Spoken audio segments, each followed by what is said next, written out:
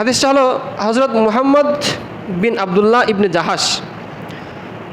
হজরত মুহাম্মদ বিন আবদুল্লাহ ইবনে জাহাশ রাদিয়াল্লাহু তাআলা আনহু হতে বর্ণিত আছে, তিনি বলেন যে আমরা একদিন অর্থাৎ আরো সাহাবা সহ এবং নবী করিম সাল্লাল্লাহু আলাইহি সাল্লাম সঙ্গে ছিলেন।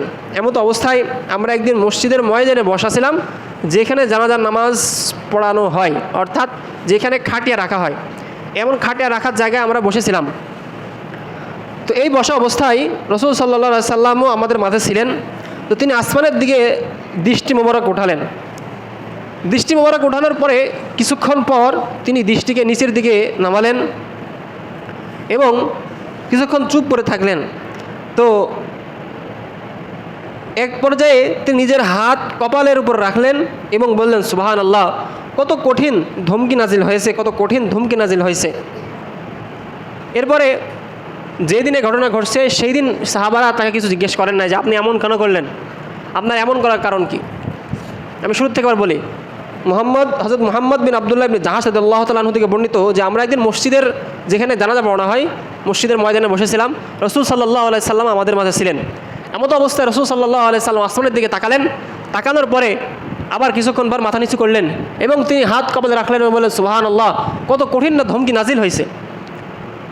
এবার সাহাবায়ে কেরাম রাদিয়াল্লাহু তাআলা আনহুম আজমাইন তারা যারা ছিলেন ওই মুহূর্তে তাকে জিজ্ঞেস করে নাই। 2 দিন পর রাসূল সাল্লাল্লাহু আলাইহি সাল্লামকে জিজ্ঞেস করছে, ইয়া রাসূলুল্লাহ, সেদিন আপনার এমন করার কারণ কি? আপনি মাথা আসমানের দিকে তাকালেন, আবার নিচের দিকে নজর করলেন এবং সুবহানাল্লাহ বললেন যে কত কঠিন ধমকি নাজিল হয়েছে, এমন করার কারণ কি? তো রাসূল সাল্লাল্লাহু আলাইহি সাল্লাম বললেন যে সেদিন যে আমি এমন করলাম, সেদিন যে এই ধমকি নাজিল হয়েছে সেটা হলো করজের ব্যাপারে, অর্থাৎ ঋণের ব্যাপারে।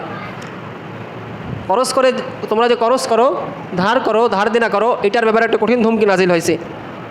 তো বললেন যে সেই সম্পর্কে নাজিল হয়েছে সেটা হলো যদি কোনো ব্যক্তি একবার শহীদ হয় আবার জিন্দা হয়, আবার যদি জীবিত হয় সে আবার যদি শহীদ হয়, আবার যদি জিন্দা হয় আবার যদি শহীদ হয়, এরকম 3 বার বললেন। তো বলার পরে এইরকম শহীদ ব্যক্তি যদি মৃত্যুবরণ করে তাহলে তার জিম্মায় যদি করজ থাকে তাহলে সে ডাইরেক্ট জান্নাতে যেতে পারবে না, তার আমলটা ঝুলন্ত অবস্থায় থাকবে, তার রূহটা ঝুলন্ত অবস্থায় থাকবে যতক্ষণ না পর্যন্ত সে তার ঋণকে পরিশোধ করে। তুমি যত বড়ই শহীদ হও না কেন, যত বড়ই বুজুর্গ ব্যক্তি হও না কেন, যদি আমলনামায় এরকমভাবে ঋণ থাকে তাহলে ওই ব্যক্তির রূহটা ঝুলন্ত অবস্থায় থাকবে যতক্ষণ না তার করজটাকে কেউ তার পরিবারের পক্ষ থেকে, তার মানে তার পক্ষ থেকে তার আত্মীয়স্বজন যতক্ষণ না তার করজটাকে আদায় করে দেবে ততক্ষণ পর্যন্ত তার রূহটা ঝুলন্ত অবস্থা থাকবে। তার মানে সে ব্যক্তি কষ্টের মধ্যে থাকবে আর সে ব্যক্তি জান্নাতে প্রবেশ করতে পারবে না।